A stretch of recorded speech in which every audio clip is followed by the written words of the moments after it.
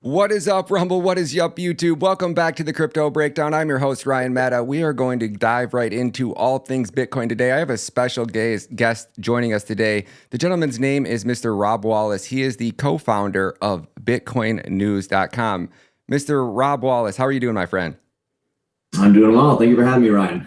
Hey, it's an honor to have you on the show, my friend. So let's get a little bit of a background. I want to hear a little bit about your story, but I want to talk about yourself personally. So can you give us a little quick intro on yourself, how you got involved with Bitcoin? We're going to kind of start from the beginning and work our way through it. Yeah, I think the story has its logical beginning back in 2008, 2009 with the financial crisis. I was in college. I was at Tufts University thinking I wanted to join the U.S. government, be a diplomat, something like that. And I saw the financial crisis happen before my eyes, and I came home from class one day, and Hank Paulson, the Secretary of the Treasury, came on TV and said, if we don't give the banks $700 billion, then they're going to have martial law. We're going to have tanks in the streets, and these bankers messed up, but you guys got to pay for it. And as soon as I heard that, something's wrong here, right? I'm studying economics, Keynesian economics at a major university. Wow. And I think, wait, something's just so fishy here. So that led me down the rabbit hole, right? And I looked into the Iraq War, of course, and 9/11, and everything that had happened over the last 6 or 7 years of American history. And I was like, we seem to be going in the wrong direction here, right? And that led me to the Austrian School of Economics, hard money, gold and silver. Ron Paul was still in Congress at the time, and he was a vanguard for these beliefs. And so I pretty much gave up my desires of joining the U.S. government in any shape or form in that regard, and decided to go on my own path. Wound up going to China. I studied Chinese while I was in school, so I lived in Shanghai, China for 4 years following that. Had a lot of fun, was throwing events, had a band, started my YouTube career there and video production. And yes, and came back to New York City, did more video production, was working last at Barstool Sports as a senior producer for a travel show there. And come at the end of 2022, I said, I want to use my video production skills towards my passion, which is Bitcoin. I got into Bitcoin super intensely during 2020, COVID, the money printing again. The money printing started me on my hard money journey back in 2008, 2009, and then it was reignited once again in 2020 when I saw what they were doing to the US dollar, the thing that the whole entire world runs on at this moment, and how they were stealing our purchasing power by printing $6 trillion worth of it within 18 months, right? So that got me into Bitcoin, and it's been a 4-year journey of studying Bitcoin intensely, and been working on Bitcoin news for just over a year now, and running it since September. And I love it. I get to wake up every single day and spread the gospel of hard money and truth and a new paradigm moving forward. And yeah, it feels good to be on what I think is the right side of history here. Wow, there's a lot to unpack there, specifically with the Austrian economics, because I know a lot of people don't understand the least about it. So let's start. I guess that was the first part that kind of like caught my eye. So can you give our audience a general understanding of what Austrian economics is, how it works, and just like an over-level view of it? Yeah, so I mean, Ludwig von Mises was an Austrian in Vienna in the 1800s, and he came up with his theory of economics, which is that essentially a government needs to run on a hard money standard in order to be prosperous. Then in the early 1900s, we had Keynes, who was influential in Britain during World War I, and his policies were later adopted, but he's of the belief that governments can simply print money, fiat, and are able to create a prosperous society through that. So we have two competing thoughts where one, you can make money out of thin air and push it towards the things that the government deems necessary for the economy to grow.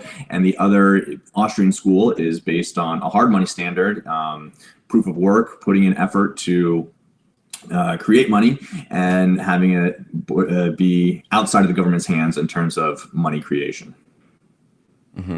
So, like, oops, wrong button.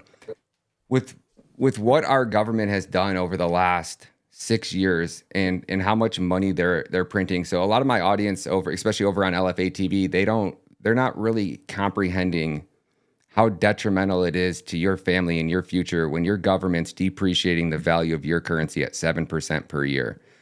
So can you explain a little bit about the devaluation of currency and how when our government prints money, that affects us, specifically the weight on the middle class? Yeah, so economics is essentially the study of scarcity, right? And when something is scarce, it is more valuable. And when something is abundant, it's free, right? I mean, oxygen is abundant and we don't charge to breathe. So when the government is able to print money out of thin air, every single dollar that they print steals value from the dollars in your bank account. It took over 200 years for the American government to amass the first $1 trillion worth of debt, right? And then when years? Over 200 years. It wasn't until I think the 80s in which we reached $1 trillion worth of debt under Reagan. And then by the time we get to George Bush, we're $6 trillion in debt. And then what happened to George Bush? Of course, we enter into these forever wars in Afghanistan and Iraq, and we're just pouring trillions of dollars into this. So then it's 6 trillion by the time Bush leaves, and then we get to Obama, and under Obama, I believe it doubles from $8 to $16 trillion.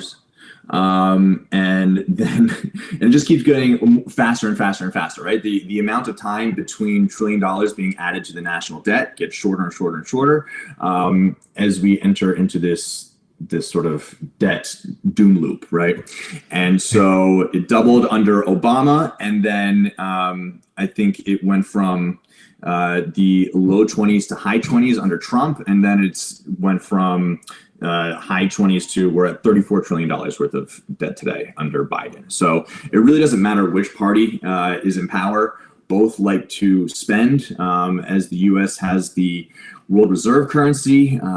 We are in a privileged position that we print the money and the rest of the world needs to use it in order to do trade. The world still uses dollars to transact in oil. So say Germany wants to get oil, they're not going to go to Saudi Arabia with euros. They need to trade those euros into dollars and then give Saudi Arabia those dollars to get that oil. So we're in a pretty privileged position in America, but we are completely ruining that privilege by adding all this debt, spending money on wars and handing out money to people that illegally enter this country and all the craziness. You can't spend your way to prosperity, and that's what the government under Keynesian policies thinks that they can do. Well said, my friend. And it's so funny that you literally just brought that up. I was getting ready to make a short yesterday, and I was on the usdebtclock.org, and it shows right here from Reagan to Bush, we went from 1 trillion to 3.5 trillion, and then Clinton took it from 5. Clinton, what's crazy about this is Clinton is the only one who, Clinton only increased our debt by 500 billion his second term. And then Bush went from 7 to 9, and then Obama took it to 14, and then Obama took it to 18, and then, like you said, Trump took it to 2024. And when we see what's going on in this country, and even with Trump coming back, the damage that's going to be done to the U.S. dollar, do you think that there's ever a way that the United States digs itself out of the hole that it is in with the U.S. dollar and $34 trillion in debt? No, it's essentially unpayable at this point, right?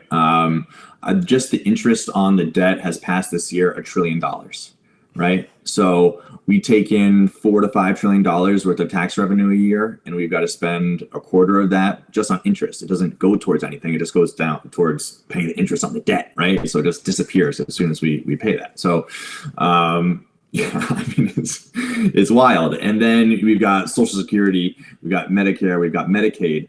These are unfunded liabilities that if you plot them out for everybody who's alive in America and what they expect to get by the time that they die, that's hundreds of trillions of dollars worth of liability. 212 to be exact. Yeah. So $634,000 per citizen is what they would have to tax each of us individually to pay off that. and the average American can't afford a $1,000 emergency, right? So there's 600 times that in terms of debt for this country. You're born here and you're $600,000 in debt to people in the past who spent it on wars and things that you had no agreement to. So it's no, I don't think that we can pay it back. And what does that mean? That means that they need to essentially, nominally, they're going to try to pay it back. And how do they do that? They are going to destroy the value of the dollar. So that's why things are getting so expensive, because the more that they print, the more dollars there are chasing scarce goods, right? That's why a house in 1970 was $25,000, and today is 20 times that. It's not like the four walls around you got 20 times more valuable. It's that the dollars that you're using to purchase that house got 20 times less valuable. So that is their escape hatch, the dollar. The value of the dollar is their escape hatch, and they're going to devalue it in order to address that debt or attempt to. So, I mean, this is a story as old as time, right? I mean, Rome saw this. They were clipping coins in order to devalue their currency. Weimar Germany had a giant debt to pay back after World War I, and the whole entire world forced them to pay back all their war reparations. Boom, you got hyperinflation there.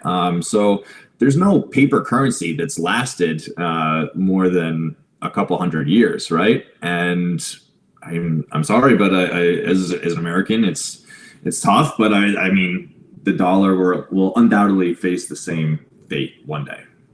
And what does that look like for America, do you think? I mean, in my personal opinion, we are at a point where I think a lot of people are waking up. What happened with COVID and what's been done to America over the last 3 or 4 years has really taken people to go, I just ignore it. I'm just going to put my head in the sand and look the other way, and it's not going to affect me because it never has. It didn't affect my parents. It's kind of how our country is, you know. Don't talk about religion. Don't talk about politics with your family. That's kind of something that we were raised up on. I know my family was, anyways. And now you're seeing so many people wake up. You're seeing the media lose their ability to manipulate the narrative. You're specifically seeing corrupt people being exposed, like Elizabeth Warren, Nancy Pelosi, Chuck Schumer. These are the real anti-Bitcoin advocates out there. So these are the people that are telling you not to buy Bitcoin. My favorite thing with onboarding people over on LFA TV that aren't into politics, especially when somebody gets in the live chat and starts saying something bad about Bitcoin, I go, you know, you're sounding like a lot like Nancy Pelosi right now. And they just like instantly stop, right? So it's like so many people are waking up. What does it look like for America if inflation comes back again? I know a lot of people are expecting, you know, inflation to run back above and even higher than 9%. What does it look like if inflation comes back to America and people start fleeing the dollar? Is that possible, or are too many Americans in debt to try to make that transition? How do you see this playing out over the next year? Yeah, it's hard to tell exactly, but I mean there's plenty of scenarios. Some people call for the Brazilification of America, right? Where you start seeing cities, barbed wire going up, and gated communities, because I mean, there's this general sense, I think, of sort of quiet desperation in this country. You know, in America, we like to believe that we can pick ourselves up by our bootstraps and we can make something of ourselves just by the fact that we are here in this country, and that for the last 250 years, that's what people have been able to do. But we're sort of at this point when the money's broken, everything sort of cascades after that. And we're at this point where unless we address the money problem, none of these social issues that we're at each other's necks about are going to get fixed at all. I mean, you saw it in Weimar Germany too, right? I mean, the money was destroyed and they just went completely into debauchery. And that's sort of what America is doing as well. So, I mean, I think on an individual basis, yes, there are things that anyone can do. Save in Bitcoin. Take a portion of your earnings and, of course, put it in Bitcoin that is appreciating in value over time compared to the dollar that is depreciating. Learn skills that are valuable. Get outside. I think, personally, I think the three most important things are being mentally, physically, and spiritually fit, right? And if you are on point with those three things, then you'll be able to face whatever life throws at you. Because even if you are an extremely rich person like Bill Gates walking outside with man boobs and just, I mean, you can see on their faces like these people are not mentally or spiritually well, right? They're sick from some spiritual disease, and fiat, I think, plays a large part in that. So I think it doesn't cost anything to do push-ups. It doesn't cost anything to go to the library and read a book or read an article online and further your skills. And it doesn't cost anything to pray or meditate. So, I mean, I think it all starts with the individual. You make the change in your life, and you can you start seeing the world outside of you change, you know, whether it's your friends, your family, and your physical circumstances. That's so good. You touched on something really there. You said over the last 200 years, you know, you could bootstrap yourself. And I think that was the American dream. A single male could come to America, and this was as of up to 1970. A single male could support a family of 3 on one salary, working 40 hours a week. Back when I remember when I was a kid, you know, if Christmas or something fell on a holiday or on a weekend, it was like you weren't going out and spending your Christmas money because nothing was open on Sunday. You know, if the day after Christmas was Sunday, it was like, oh, sorry, you got to wait till Monday, because it was almost a sin. I mean, even slaves didn't work on Sundays. Even slaves had Sundays off because it was the Lord's Day. And that built communities. People would go outside, they would talk to each other, they would have events. You know, we weren't all connected to the cell phone. And now fast forward, we're at a point where the American dream is dead. Is that directly because of the money is broken, correct? Yeah, I mean, America was on a gold standard from its existence until I mean, 1913, the Federal Reserve was created, right? And we were still on a gold standard then. And then in 1931, FDR did Executive Order 6102, and he confiscated the gold from the people. Why? Because we were in the Great Depression. The government was dead broke. They needed to take all the gold in and then revalue it, right? So it was $20 an ounce, and they revalued it to $35 an ounce. So essentially, cutting the value of the dollar essentially in half, right? And so then citizens from 1931 on weren't allowed to own gold in this country, but the dollar itself was still backed on it, right? Bretton Woods at the end of World War II, they all came together and said, okay, the whole entire world is essentially destroyed except for America. It's this one place that still has industrial capacity. It wasn't bombed to rubble like Europe was. And all the gold had essentially fled to America from these European countries during the conflict, right, for safekeeping. So at the end of World War II, America said, okay, we'll have our dollar be backed by gold, and we'll be the world reserve currency.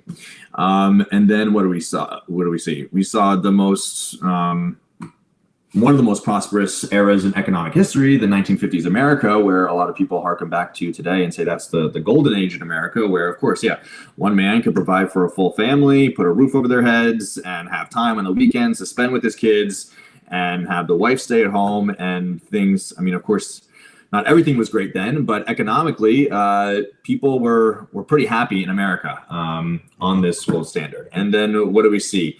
We saw the government start spending a lot of money.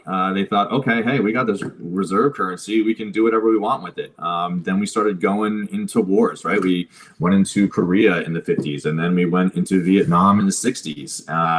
And then JFK was assassinated, and Lyndon B. Johnson came in, and he said, we can have both guns and butter, right? We can have the Great Society at home, we can have Medicare and Medicaid, and we can hand out money to our citizens, and we can spend all this money in a quagmire in Vietnam for over a decade, and it doesn't matter because we've got the strongest currency in the world, we've got all the gold here, and everybody needs our dollars.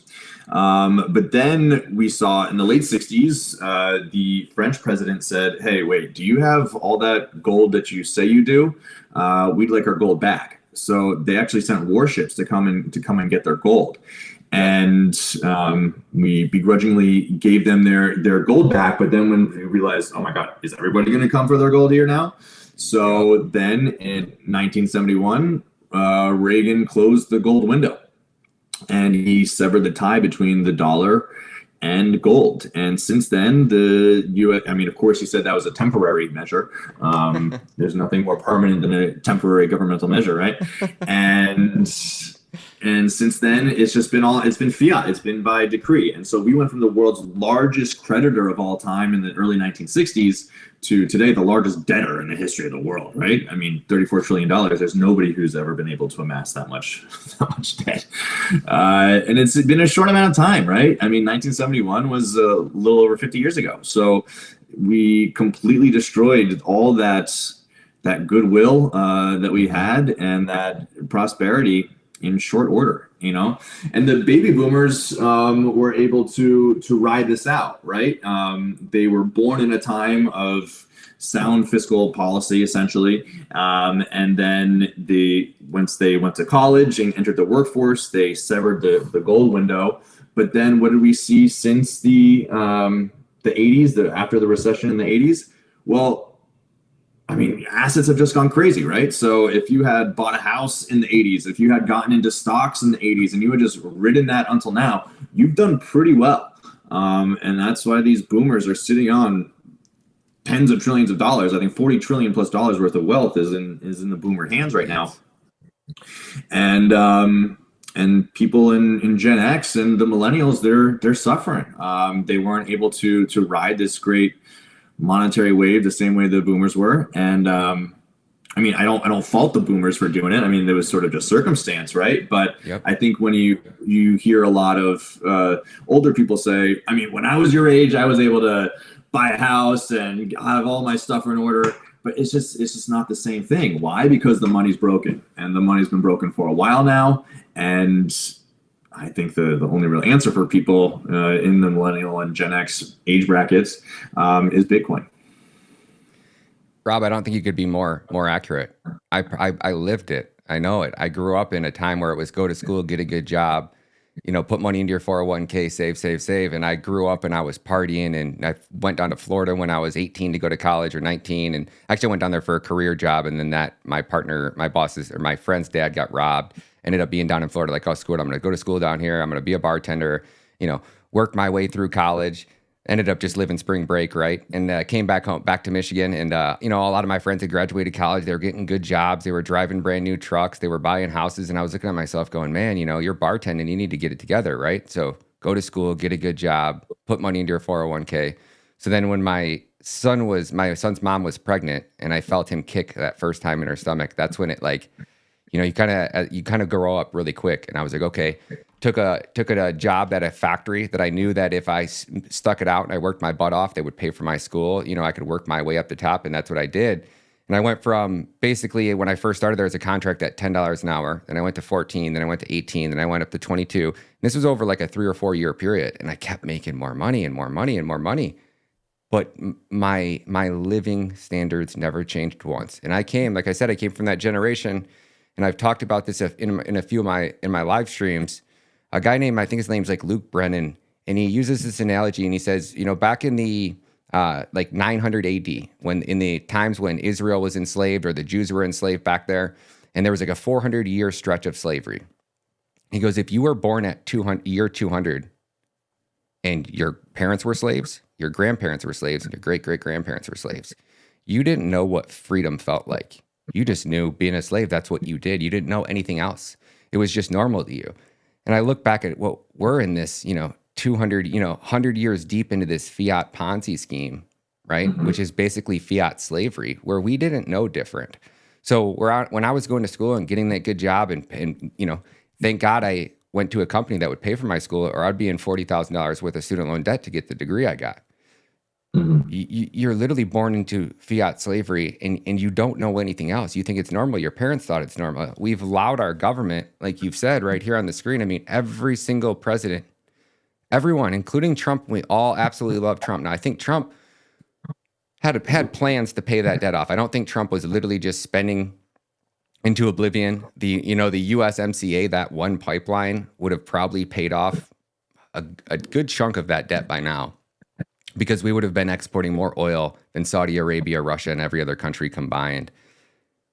But outside of that, they still all spend money. So how do people wake up from this? What is your answer? I know, and I want to kind of transition over into Bitcoin news.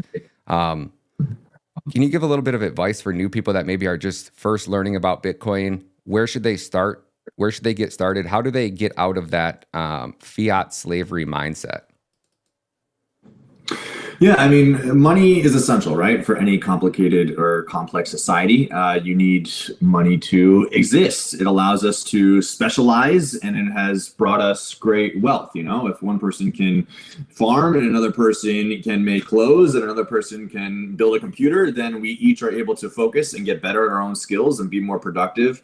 And the only thing that facilitates that is money. So we don't need to barter or be self-sufficient in everything that we each individually do. So money is fundamental. Don't be afraid of money. It's a part of life. It's one half of every transaction, and it's really important that we understand it, right? It's like a fish in water. Does the fish know it's in water? Us with money, do we know that money is literally one half of everything that we pretty much do with other people?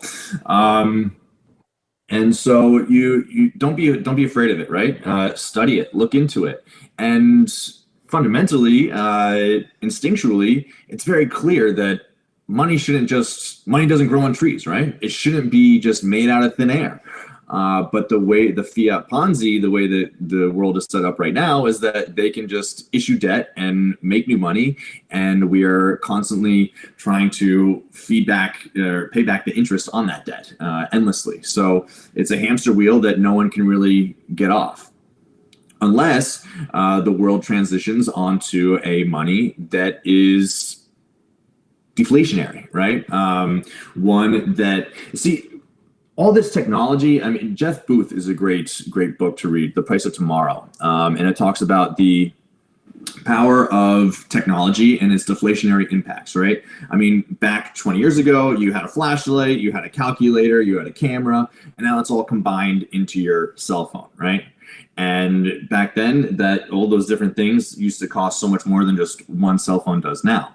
So technology, the advancement of technology, should bring the prices of everything down.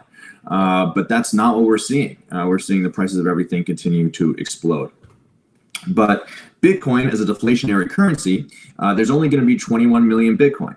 So as people get more productive, as technology increases, the prices over time come down in terms of Bitcoin. So back in 2017, the average house was, I think, 125 Bitcoin. And today, the average house in America is less than 10 Bitcoin.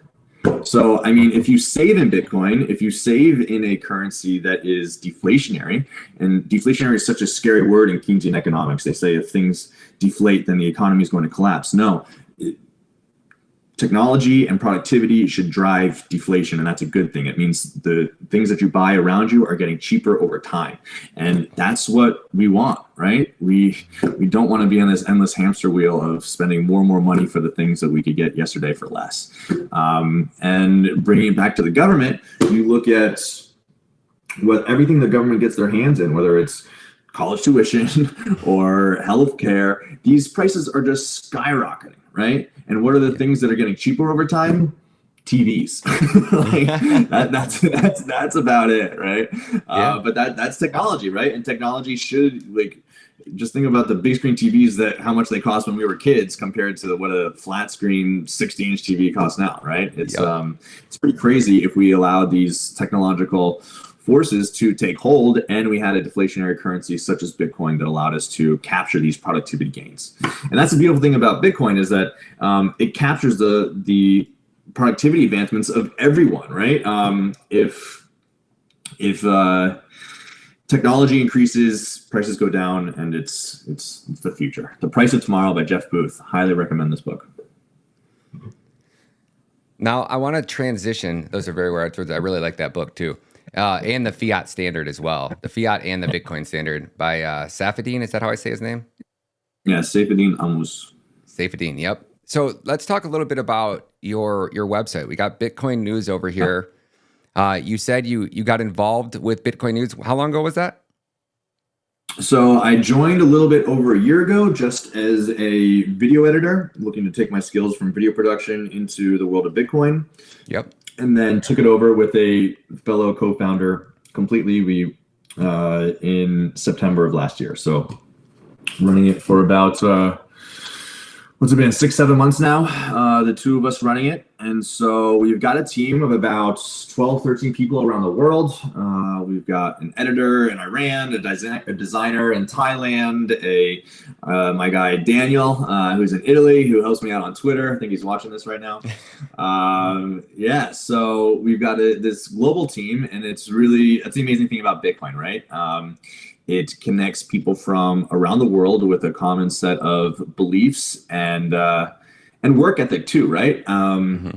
I find Bitcoiners to be very hard workers, very intelligent, and willing to even take less money to help this cause, right? As soon as you go down the Bitcoin rabbit hole, you realize, wow, this is so important, and the word needs to be spread. So what can I do to help out? And the people that work with us find their outlet through Bitcoin News. So yeah, we've got about 5 or 6, actually pushing that up to about 8 to 10 articles a day coming out on bitcoinnews.com. I'm on Twitter almost 24/7, delivering the breaking news over there. And we've got, we just started up our YouTube channel, a new initiative over there with Luke Mikic, who's an Australian YouTuber, Bitcoiner. He's been in the space for about 6-7 years now, and we're very happy to have him on board as part of the team. I think we're going to see big things in terms of YouTube for Bitcoin News over the next year. Man, congratulations. I absolutely love it. So can you walk us through this website a little bit? And I want to hear a lot more about it. So what are we looking at here? I see we got adoption, lightning, legal, markets, mining, videos. Give me an overview. If you're new to Bitcoin, where's the go-to spot to get educational content and kind of learn about the history of Bitcoin? Yeah, so right now, I think the best thing to do with Bitcoin News is just to show up every morning around 9 a.m. and you'll see 5 brand new articles right there under breaking news. Well, you guys and got you'll get the 5 new download. articles every morning at 9 a.m.? Yeah. Oh man, you guys, my show goes live at 10. You guys are going to be my go-to spot to pull up news articles. I can't wait. Yeah, definitely. And then if you scroll down a bit, we've got our editor's picks there. Some highlights from the last couple of days. Going down, you'll see about, and you can, if you click that button, subscribe now. It leads to our newsletter, which I highly recommend you sign up for. We deliver that every Monday morning at 7 a.m. Eastern. You get a roundup of the week's most pressing developments in Bitcoin. I take a lot of pride in editing that. We've got a writer, Bam, who's over in Sweden right now, but he writes that on Sundays. I edit it and we get it out on Monday mornings. And so it saves you I'm on Twitter all the time. And so if I could save anybody else that time so they can just read Bitcoin News Weekly on Monday and get caught up on everything that happens, I feel like I'm doing my service to the community. So yeah, highly recommend the newsletter, Bitcoin News Weekly. And right now, please. No, go ahead. Keep going. No, finish what you're saying. Yeah, so it's we're actually in the process of rebranding the website right now, and so within a matter of about, I think, 4 to 6 weeks, we should have a fresh new look for the website itself.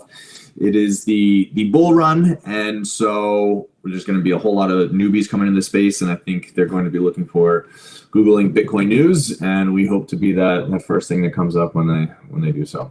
Sweet, man, sweet. Do you guys have a dark mode feature coming? Do you know? That's on the list. Yeah. You're a big dark mode guy. Yeah, everybody in Bitcoin loves the dark mode. Yeah.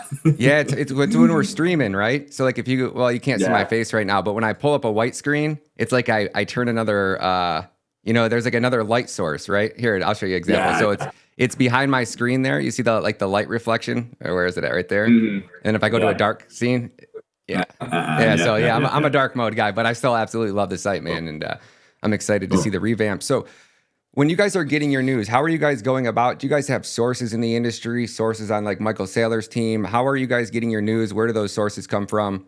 In your art, your authors and stuff like that.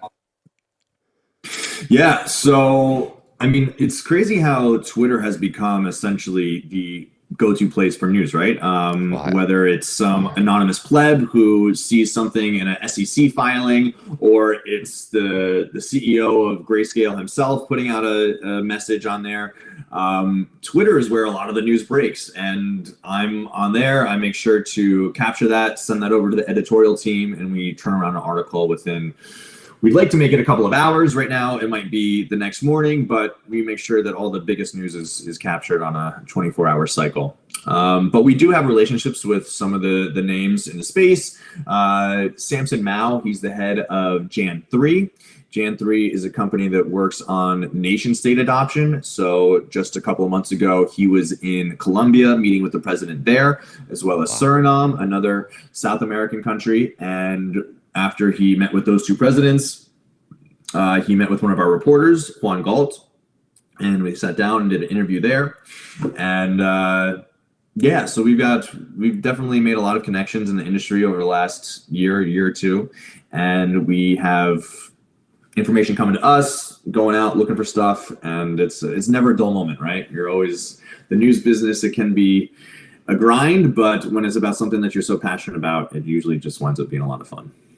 Have you started to mess with the AI on Twitter and how, like for my shows on LFA TV, for example, if I'm busier and I get to the show late, I'm able to type into like Grok or however you say it, and I'll tell it to find me the top 5 trending news articles on a specific keyword, and then I'll tell it to summarize them. It'll go up and summarize them, give me bullet points, and it'll go and find the top trending articles on that. Are you guys using AI with your aggregating of news content, or have you guys looked into that yet? So with Grok, yeah, I messed around with it a little bit. It's fun, but I think that so far my editorial prowess has been able to keep me one step ahead of that, in some regards, which is nice. But in terms of, I love the function, just the prompts, edit for clarity, colon on ChatGPT. You throw in a sentence there and it just perfects it, in perfect grammar. And so that helps get out No way. tweets that are worded properly. Yeah. Oh man, I mean, I think I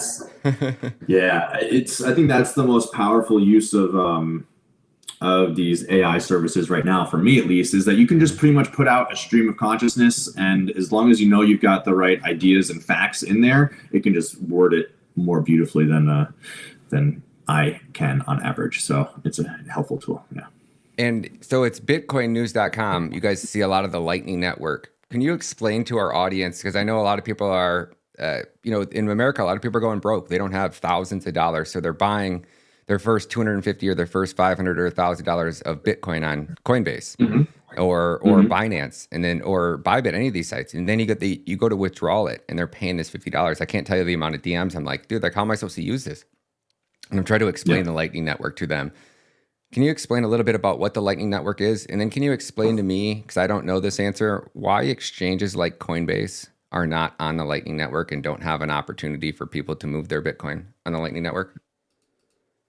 Yeah, good questions. So you can think of Bitcoin base layer, layer one, the protocol, sort of as a final settlement layer, right? So when you go out and use your Visa or MasterCard, paying with a credit card, that is not finally settled, right? It takes weeks before, or days before, the merchant can actually receive that money from a bank.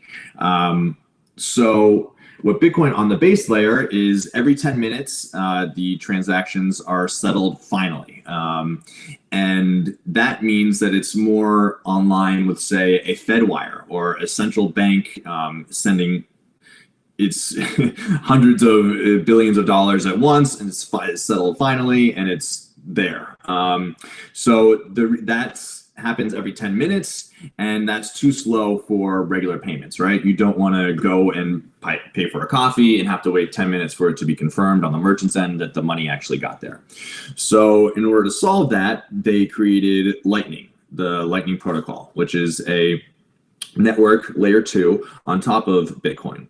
And what it opens up payment channels that are essentially instantaneous, right? So people will put their Bitcoin onto the Lightning Network, and then they'll be able to send it instantaneously through the network to other people. So Lightning Network, I'm sorry. That was my end. That's the UTXO model, correct? Where they're opening a channel on Lightning Network. Say I have 1 Bitcoin, I can open a channel for 1 Bitcoin. And then throughout the day, people can interact with a balance up to 1 Bitcoin, and then I settle it, and I settle all transactions in one. Am I saying that right? So yeah, the UTXO model is the base layer Bitcoin protocol. It's the payment channels on layer 2 that you're talking about there. But yeah, exactly. You have to put money onto the Lightning Network so that it can be pushed through the network to its final destination. So with all these different Lightning nodes, the Bitcoin travels from person to person to person, as long as they have the liquidity in their channel, and it gets to the final destination. So you're not sending tens of thousands of dollars over the Lightning Network like you would on the Bitcoin base layer. It's more for small payments, right? And the amazing thing about Lightning Network is that you can send micropayments, right? Like less than a penny. You can stream payments. You can send half a penny every 30 seconds to somebody, say on this show. If somebody was watching the show, wanted to support you, they could stream you sats through the Lightning Network. No way. Yeah. And that's just completely infeasible with the current fiat system that we have right now.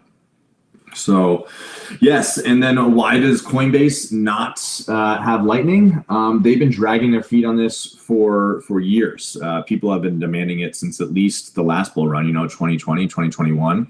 But Coinbase seems to be more distracted by their shitcoin casino and trying to make money off of people trading their altcoins and meme coins, and don't really seem to care too much about facilitating a more healthy Bitcoin ecosystem.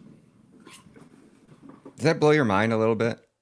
A man that, a company that's basically made their bones off the back of Bitcoin, and you think they'd want to do everything that they could to help onboard as many people into the Bitcoin ecosystem. And, Yeah. I mean, Brian definitely, he had put out tweets from, I believe, 2015 saying that these other coins are a distraction and that Bitcoin is the one true cryptocurrency.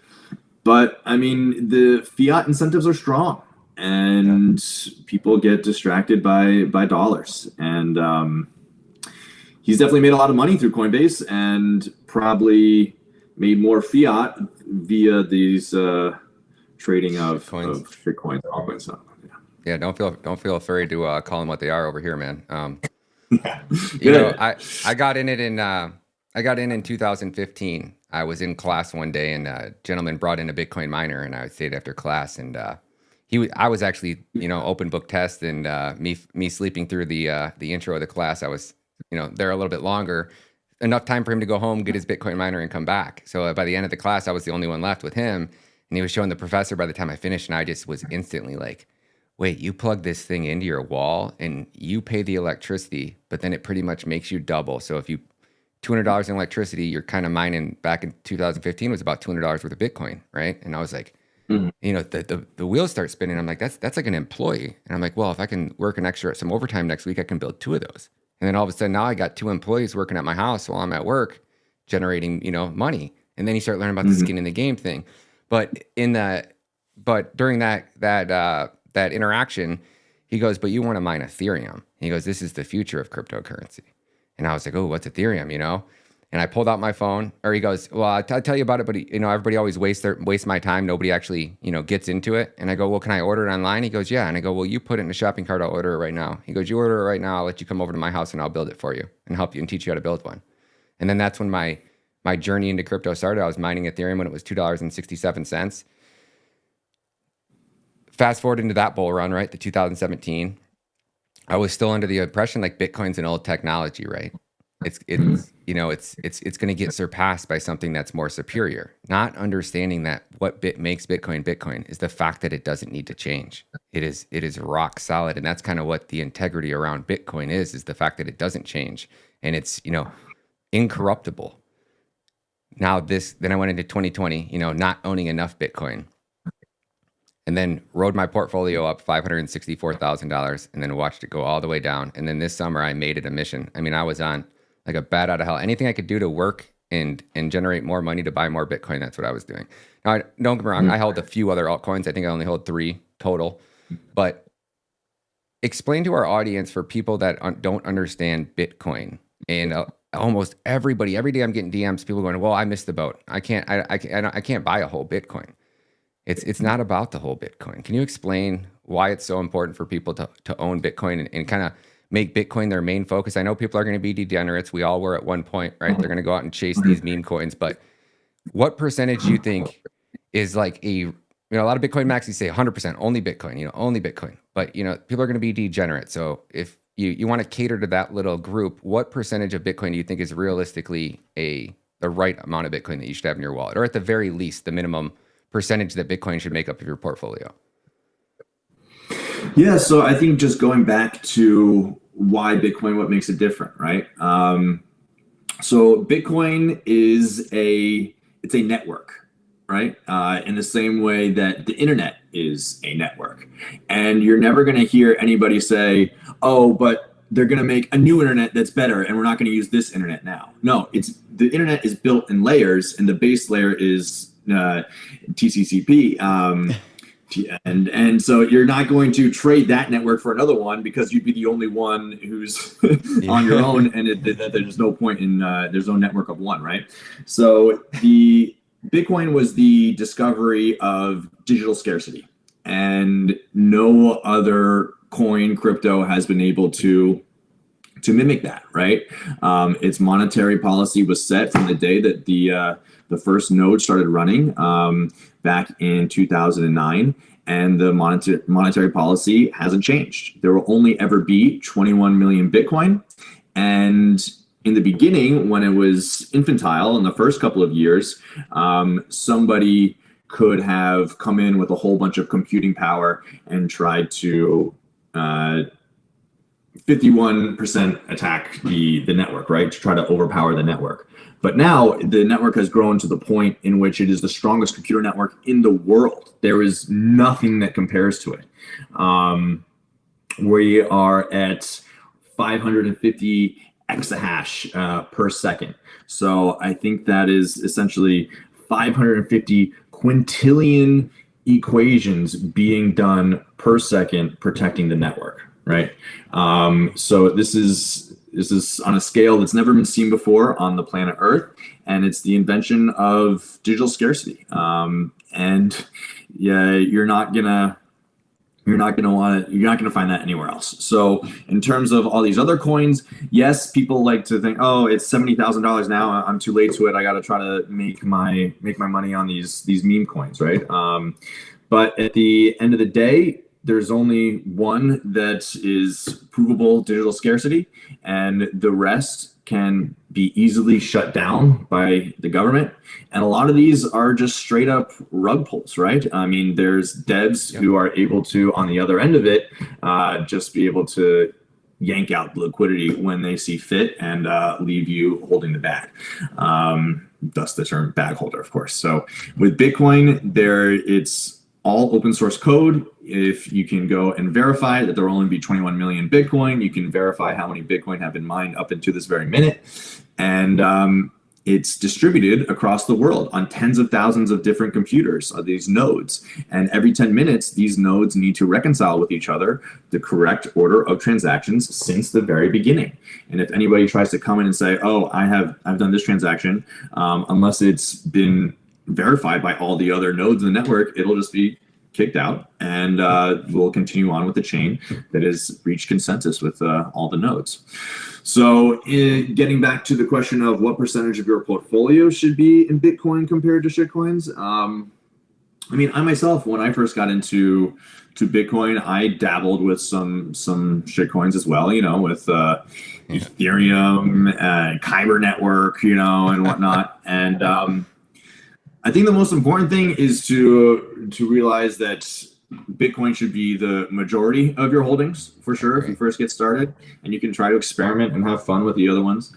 And but I think the more you study and learn, Bitcoin will just become a bigger and bigger part of your portfolio over time until it's the only thing in your portfolio. So yes. I'm on my way there, friend. I'm on my way there. I'd probably say about 75% Bitcoin right now. And actually, it was actually more than that. But now the other alts are kind of running up a little bit more than Bitcoin is, so they're kind of making up a little bit bigger of a percentage of my portfolio. But I was talking about it last night in my live stream. I said, last at the end of last bull run, guys, when we were going shitcoin hunting, basically in the bear market, we were buying all what we thought were going to be these next bull run projects, and they're like 90% of them are rug pulls. And I look back and I go, imagine if we would have just put like every shitcoin we played, every time we traded leverage, and just put it into Bitcoin and just let it sit there and let it sit there and let it sit there. How much of a better position you'd be in life right now. And it's just I don't know, what do you think it is, or when do you think it will be that we stop referring to Bitcoin as Bitcoin and we start referring to it as Satoshis? Because it would sound like, I almost feel like we're almost to that point where Bitcoin gets to a point where it's going to start being referred to how many sats do you have? They're like, oh, I got 0.5 Bitcoin. It doesn't sound like, but when you're like, oh yeah, I got 500 million sats, it's a little bit more engaging. When do you think the industry starts, especially on exchanges, showing stats versus Bitcoin, because it becomes too easy or too big of a number? Yeah, I think a logical transition is when we hit $1 million Bitcoin, and then it's sat to cent parity, right? 1 cent would be 1 sat. So I think that makes logical sense, but it could be sooner than that. I think as a culture, Bitcoiners should be referring to Satoshis more often to try to onboard people, right? I mean, you can still get 1,300 sats for $1, right? And if someone said, oh, you can get 1,300 Dogecoin for $1, that would light them up. But we gotta make that transition. We gotta start talking more in sats and make that a part of our daily parlance to attract more people. Because yeah, unit bias is real, and people want to feel like they're getting something cheap, right? Especially if they're investing in it. So yeah, definitely by the time Bitcoin hits $1 million per one Bitcoin, we'll be referring completely in sats, I believe. But it could be well before that as well. All right, man. We got about 4 or 5 minutes left. I wanted you to give a big shout out to all your everybody that you work for. I want to know who are the favorite people you follow personally on Twitter if people are looking to learn and get more educated. And then I want to give a big shout out to everybody that's writing for Bitcoin News as well. So can you tell us a little bit about the people that work for it and how people can follow them on Twitter as well? Yeah, so I mean, a lot of the people that work for Bitcoin News like to sort of stay anonymous. That's cool. sort of part of the Bitcoin culture. But I will shout out my boy Daniel, who helps me on the Twitter right now. My fellow co-founder. He likes to say Anon as well, and a bunch of people from around the world. So I mean, when you think of Bitcoin News, you can think of me right here, as well as Luke Mikic. He's on our YouTube side of things. He's doing almost daily live streams over there.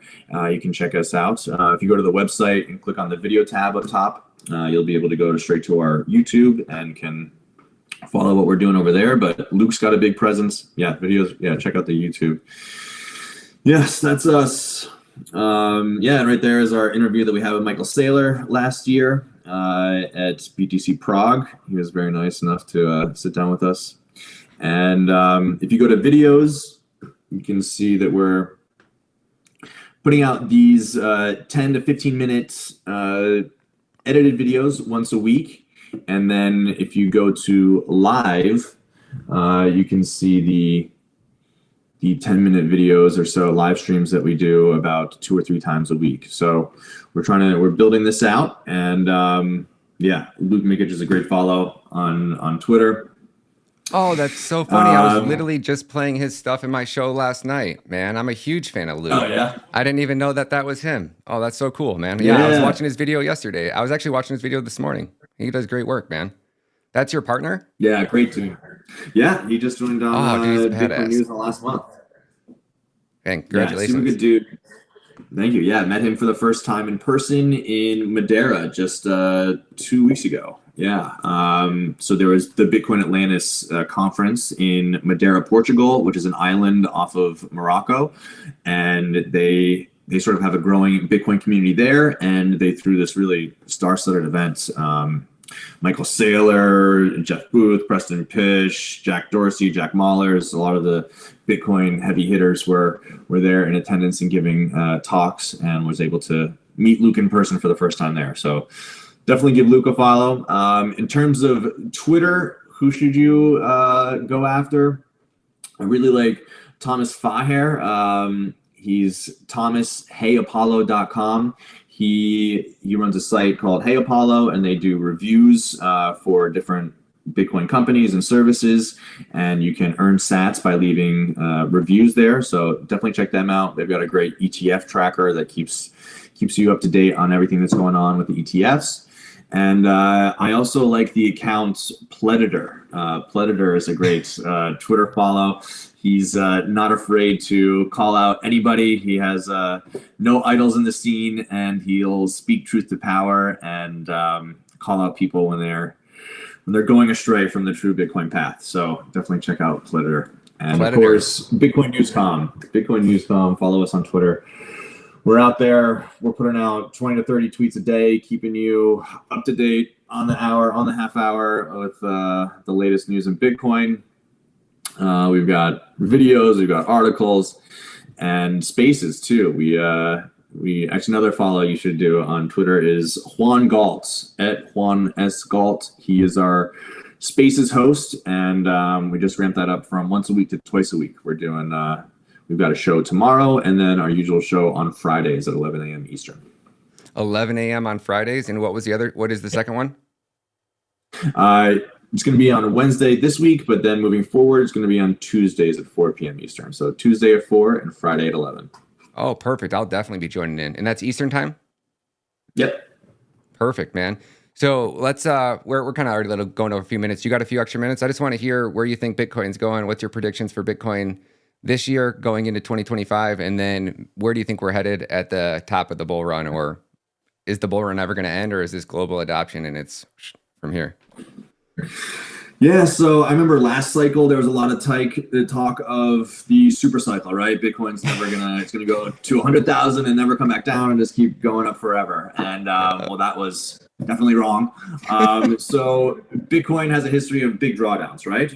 Whether it be 77% in this last cycle to 85% at its worst. So I don't think that's necessarily going to change, but these ETFs have definitely been a influence that no one I think really could have expected just how powerful they've been, right? So they're gobbling. I mean, BlackRock accumulated 7.7 thousand Bitcoin yesterday, right? Wow. They're at 200,000 Bitcoin in total over the last 42 days of trading since the ETFs have started. So these guys are not slowing down. Their accumulation has just continued to grow over the weeks. And this is the first time that we've hit a new all-time high before the halving, right? Yep. Usually we hit an all-time high about 12 to 18 months following the halving, and then have the drawdown, and then go back to a new one after the next halving. So we just hit a new all-time high. We're at over $70,000 right now. Where do I think we're going? If I want to be aggressive, I'll say that we could hit 100K within the next 2 months. And then I think if things line up, if we get sovereign wealth funds in here, if we get the Middle Eastern states buying up Bitcoin, I think that we could touch parity with gold, and that would bring Bitcoin within the, say, $600,000 per coin range by the end of 2025. I think we could probably touch that and then come back down, maybe to the twos or so.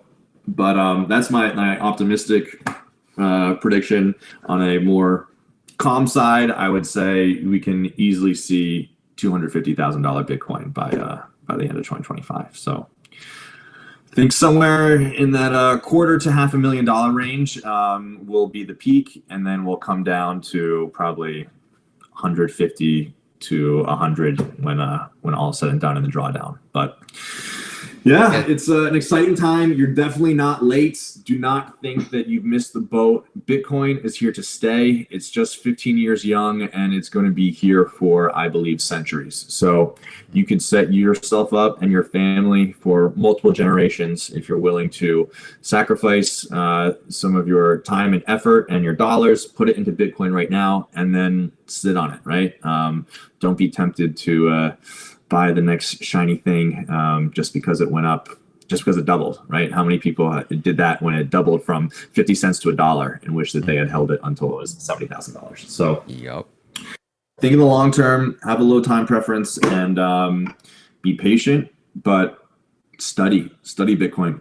Learn about it. The more that you put the time in to read, watch videos, watch this show, you're going to realize the opportunity that you have and the paradigm shift that we're living in right now. This is the printing press was only invented once, right? And I think the same way with Bitcoin. So you're at the beginning of something that has the power to change the world. Don't let that pass you by. Man, Rob, it was such an honor to have you on the show. This is probably one of the favorite interviews that I've done since I started back up this podcast. I would love to have you back on anytime. Even again, you guys got my Calendly now, so if you want to just jump on here for 15 minutes and, you guys got a breaking story or something comes out you want to come on and talk about, my platform's always yours. It was an honor to have you on the show. Thank you for joining us, man. Cheers, man. Thank you very much. It was great. Thank you. All right, folks, we're going to wrap it up there. Thank you guys so much for stopping by the Crypto Breakdown. I don't know why I got my old nighttime show banner on there, but this is the Crypto Breakdown. My name's Ryan Matta. All of Rob's links are down below in the description, so please swing down there, give them a follow. If you guys are new to Bitcoin, BitcoinNews.com is going to be your source for the best news on the web. So thank you guys. Smash that like button on your way out the show. God bless you guys, and we'll catch you guys in the next one.